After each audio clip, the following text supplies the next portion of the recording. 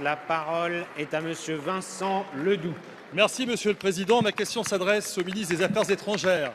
Que compte faire concrètement la France au Conseil de sécurité de l'ONU pour contribuer activement à une solution durable de retour à la paix civile en République démocratique du Congo? Car la situation subie aujourd'hui par le peuple congolais est terrible. Aujourd'hui, il ne s'agit plus seulement de dénoncer, mais d'agir. De quoi s'agit-il? De permettre à ce pays la tenue d'élections démocratiques et de faire respecter une constitution bafouée par un chef d'État qui se maintient illégalement au pouvoir depuis plus de 2 ans. De faire advenir un État qui protège son peuple plutôt que de le museler, l'emprisonner ou l'assassiner.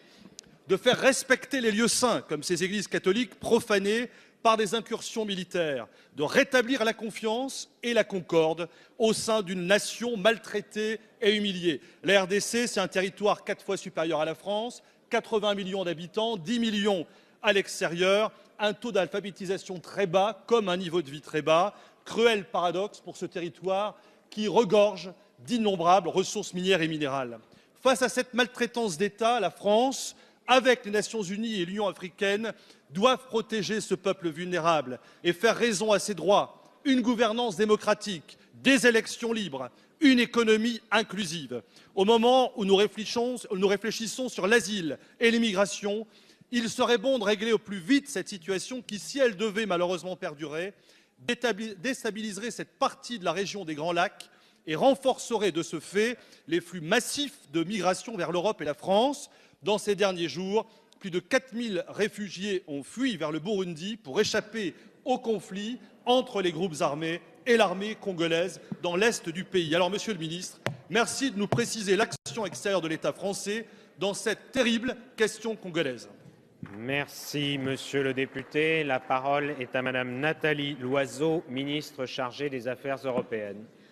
Monsieur le Président, Mesdames et Messieurs les députés, Monsieur le député Ledoux, vous avez raison, la situation en République démocratique du Congo est vivement préoccupante.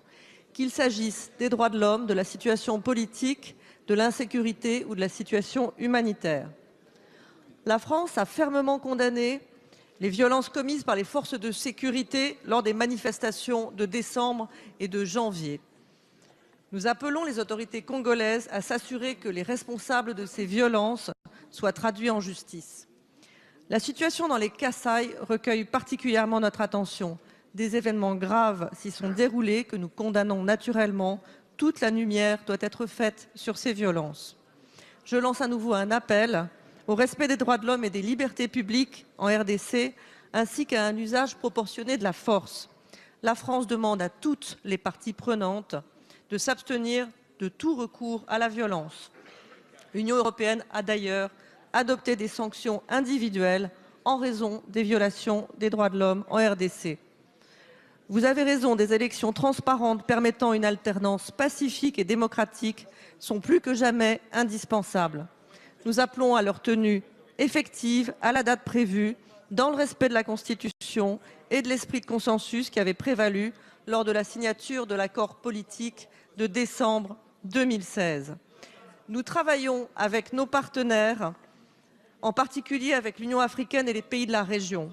Nous soutenons l'action de la mission des Nations Unies en RDC, la MONUSCO, qui paye un lourd tribut pour la protection des populations civiles.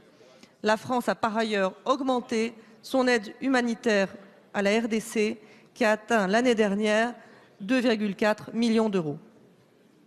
Merci, Madame la Ministre.